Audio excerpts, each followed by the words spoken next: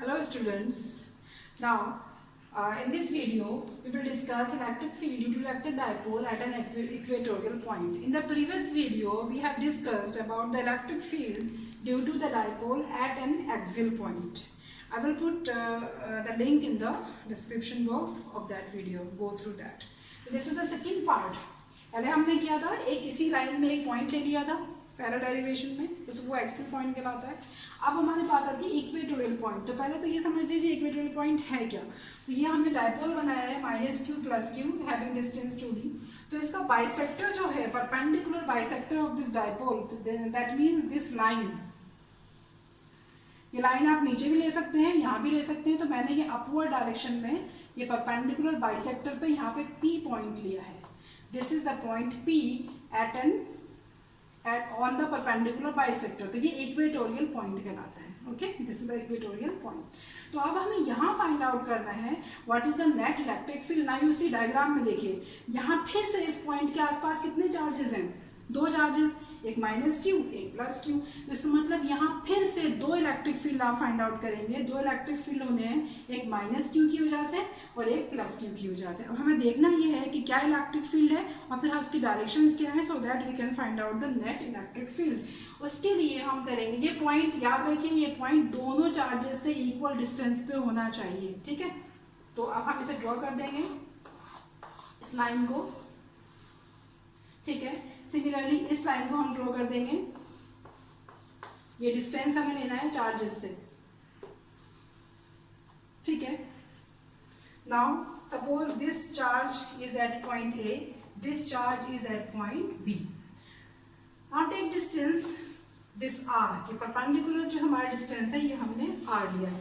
Now this total distance was 2d, तो ये distance हो जाएगी d and similarly this distance is also d। और ये एंगल की हम बात करेंगे थीटा। ये एंगल और ये angle, both angles will be same. Theta से हमने रिप्रेजेंट किया है। आप अगर थोड़ा गड़बड़ हो रही है तो डी आप यहाँ भी लिख सकती हैं। ठीक है, you can have D in this direction. Diagram को बहुत गौर से देखिएगा, अभी तो ये आसान लग रहा है और देखते देखते बहुत कॉम्प्लिकेटेड हो जाएगा। तो लेट्स स्टार्ट क्विकली। हमें क्या निकालना है पहले? Electric field due to -q, कहाँ पे? एट P पॉइंट पे निकालना है। तो what is the formula? E minus में इसे कहूंगी, सिंपल है, 1/4πε0 q अपॉन क्या डिस्टेंस है इसकी? AP square. 1/4πε0 q upon AP square. आप कैसे निकालेंगे? ये राइट एंगल ट्राइंगल बनी है, बेस D है, ये R है, तो ये क्या आ जाएगा? It will B √d² plus r square. और इसका स्क्वायर करेंगे आप तो ये आ जाएगा d² plus r square. Square root हट जाएगा इसका, स्क्वायर करेंगे तो। ठीक है, ओके। डायरेक्शन क्या होगी इलेक्ट्रिक फील्ड की? देखिए डायग्राम में, ये माइनस चार्ज है, यहाँ क्या सपोज करेंगे आप? Positive charge. ये हमेशा सपोज करना है हर डेरिवेशन में। ये -q से क्या करेगा? अट्रैक्ट। तो अट्रैक्ट करेगा तो जो डायरेक्शन फोर्स की वही इलेक्ट्रिक फील्ड की। तो इलेक्ट्रिक फील्ड की डायरेक्शन इज टुवर्ड्स दिस। ये हो जाएगी डायरेक्शन E माइनस की, E माइनस वेक्टर। तो डायरेक्टेड क्या डायरेक्शन हो जाएगी? Directed from P to A। ये फर्स्ट इक्वेशन होगी। Similarly field at P due to +q, आप +q की वजह से निकाल रहे हैं तो उसे हम कहेंगे E प्लस। वो हो जाएगा 1/4πε0 q अपॉन, अब प्लस का निकाल रहे हैं यहाँ पे, तो क्या डिस्टेंस है? BP square. And you see AP और BP सेम है, तो 1/4πε0 AP here is equal to BP। ये आ जाएगा आपका 1/4πε0 q अपॉन BP क्या है आपका? d² plus r²। ओके, ये आ जाएगी एक्सप्रेशन आपकी। किसकी वजह से? +q की वजह से। समझ में आ रहा है? थोड़ा सा यहाँ पे मैंने पहले वाला +q हटा के ये फॉर्मूला लगा दिया। ये इक्वेशन 2 हो गई। अब डायरेक्शन क्या होगी? डायरेक्टेड फ्रॉम, डायग्राम में देखो ये प्लस है, यहाँ प्लस सपोज करेंगे तो प्लस क्या करेगा, रिपेल करेगा उसे, तो जो डायरेक्शन फोर्स की वही डायरेक्शन किसकी, इलेक्ट्रिक फील्ड की। तो this is the electric field due to positive charge directed from B to P. तो ये दो इलेक्ट्रिक फील्ड्स हमने निकाल लिए हैं, electric field due to negative, electric field due to positive. अब आप देखो इसको हमें कंपोनेंट्स इसके ब्रेक करने हैं। कंपोनेंट्स कैसे ब्रेक करेंगे पी पॉइंट पे, अब आप एक हॉरिजॉन्टल लाइन ड्रॉ कीजिए पैरेलल टू बेस। जब हॉरिजॉन्टल लाइन ड्रॉ करेंगे तो जो एंगल थीटा ये लिया है हमने, ये एंगल थीटा हो जाएगा, क्यों, ये आ जाएंगे ऑल्टरनेट एंगल, ये हमने इसके पैरेलल ड्रॉ करी है, ये ऑल्टरनेट एंगल्स हैं। सिमिलरली ये थीटा है तो ये थीटा हो जाएगा और इसके अपोजिट में ये भी थीटा हो जाएगा, ठीक है। अब आप इसे कंपोनेंट्स ब्रेक करेंगे। कंपोनेंट्स कैसे ब्रेक करते हैं वेक्टर के, जो एक वेक्टर होता है उसके बेस पे उसका कंपोनेंट होता है कॉस और उसके परपेंडिकुलर उसका कंपोनेंट क्या होता है, साइन। तो ई प्लस के हम ब्रेक करने जा रहे हैं पहले। तो ई प्लस का बेस ये है तो क्या हो जाएगा, ई प्लस कॉस थीटा, ठीक है। और इधर क्या हो जाएगा अपवर्ड डायरेक्शन में ई प्लस का, ई प्लस साइन थीटा, ठीक है, ओके। अब इसका देखिए एक वेक्टर ये है ई माइनस, इधर तो ई माइनस का बेस ये है तो इधर बेस की तरफ क्या हो जाएगा, ये ई माइनस कॉस थीटा, बेस हमेशा कॉस थीटा होता है और इसके परपेंडिकुलर है ये, तो ये क्या हो जाएगा, it will be E minus sine theta. हो गया ना कॉम्प्लिकेटेड डायग्राम। अब आप इसको कॉपी पे साथ साथ चलते चलिए, मेरे साथ साथ लिखते चलिए कॉम्प्लिकेटेड कितना हो चुका है डायग्राम, ठीक है। तो अब आप देखो गौर से देखो, यहाँ पे इक्वेशन 1 पे आओ फिर से, ये वाली हमारी इक्वेशन 1 थी और ये 2 थी। देखो 1/4 epsilon naught Q, 1/4 epsilon naught Q, ये डी स्क्वायर, ये पूरी वैल्यू दोनों की सेम है। तो both are equal in magnitudes, यानी कि ई माइनस का मैग्नीट्यूड जो है वो ई प्लस के मैग्नीट्यूड के बराबर है। क्यों बराबर है, डिस्टेंस सेम है, चार्ज सेम है, तो इसलिए इलेक्ट्रिक फील्ड भी सेम आएगा। तो जब सेम फील्ड है क्योंकि कंपोनेंट्स भी सेम होंगे, जब एंगल भी सेम है, तो आप देखो E plus sine theta upward direction में और E minus sine theta downward direction में, तो दोनों एक दूसरे को क्या कर देंगे, कैंसिल हो जाएंगे एक दूसरे के इफेक्ट को। और कॉस थीटा कंपोनेंट दोनों सेम डायरेक्शन में है, तो इसका मतलब नेट इलेक्ट्रिक फील्ड जो है वो इस डायरेक्शन में आएगा because of cos theta component of both E plus and E minus. समझ में बात आ रही है। तो साइन थीटा कंपोनेंट कोई कंट्रीब्यूट नहीं करेगा नेट इलेक्ट्रिक फील्ड में। तो नेट इलेक्ट्रिक फील्ड जो आप लिखेंगे ई, वो क्या होगा, E minus cos theta plus E plus cos theta. अब ई माइनस ई प्लस दोनों सेम है, तो इन दोनों में से किसी भी एक को आप रिप्लेस कर दो तो ट्वाइस हो जाएगा ई माइनस या फिर ई plus cos theta.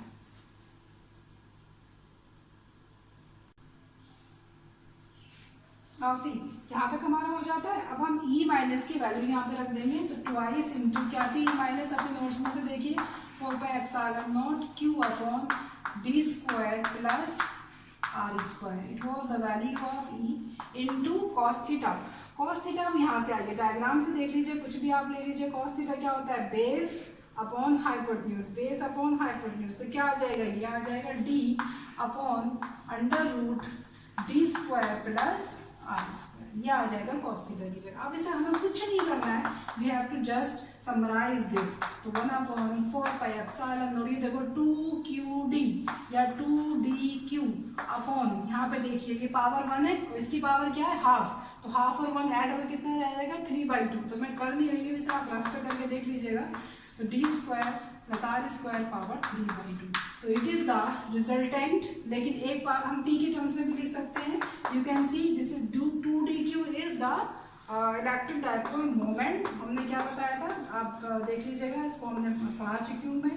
This is dipole moment, तो हम इसे रख देंगे इसकी जगह। तो 1/4πε0 p upon D square plus R square power 3/2। This is the net electric dipole moment in magnitude.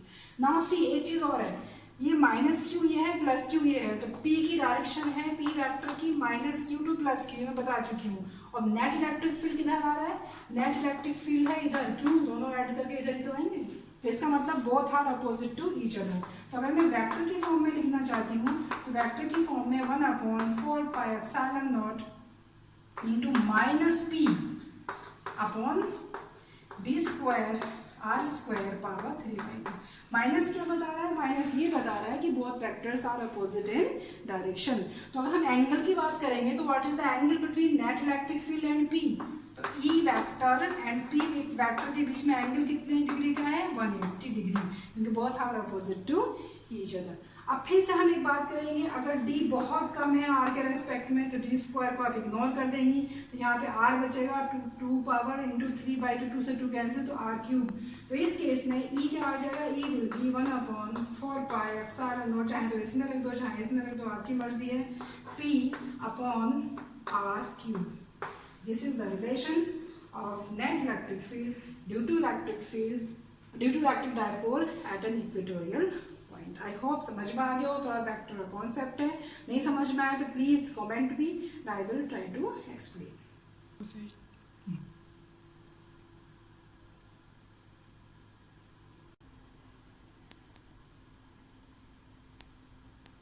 Okay, this is the second topic of this video, and this is torque on a dipole in a uniform electric field. This is the uniform electric field. Direction is electric field is from this side to this side. It is represented by E. Now I have placed a dipole. This is the dipole at an angle theta. If I draw the line like this, then this angle is theta. I have placed the dipole at an angle theta with the direction of electric field. Minus q is here, plus q is here. The gap between these two is 2d. This point is A, this point is B. Now the force, जैसे हमने बताया था पहले भी कि electric field अगर कहीं है तो फोर्स उस पर आप इजीली निकाल सकते हैं by multiplying charge and electric field. तो इस पे प्लस है, प्लस चार्ज पे जो फोर्स होगा, ये प्लस जो है इसको इधर की तरफ फोर्स लगेगा, and that will be plus Q E, मैंने वेक्टर की फॉर्म में लिया है in the direction of electric field. और माइनस क्यू जो है, माइनस क्यू पे फोर्स अपोजिट लगेगा टू द इलेक्ट्रिक फील्ड। ये हम डिटेल में थोड़ा सा इलेक्ट्रिक फील्ड लाइंस बनाने के बाद थोड़ा सा हम आपको बताएंगे। अब वो होगा नेगेटिव वेक्टर फॉर्म में, F force is equal to minus Q E. Minus क्या बता रहा है, फोर्स इधर है और इलेक्ट्रिक फील्ड इधर है, हाँ, तो इलेक्ट्रिक फील्ड टुवर्ड्स राइट है, तो प्लस पे जो फोर्स लगेगा वो साइड इलेक्ट्रिक फील्ड की डायरेक्शन में ही होगा, पॉजिटिव है, तो F is equal two plus Q E. और माइनस पे जो लगेगा वो अपोजिट डायरेक्शन में है, तो हमने माइनस के साथ शो किया है, F is equal to minus Q E. तो both forces are equal in magnitudes but opposite in sign, एक पे प्लस है एक पे माइनस है।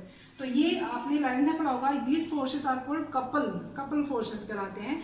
तो आप ये अज्यूम करो कि ये आपका डायपोल है, इस एंड पे इधर फोर्स लग रहा है, इस एंड पे इधर, तो ये चीज जो होगी वो ऐसे रोटेट होगी, यानी कि एक चीज को आप इधर खींचो, इधर से इधर खींचो, तो it will move like this.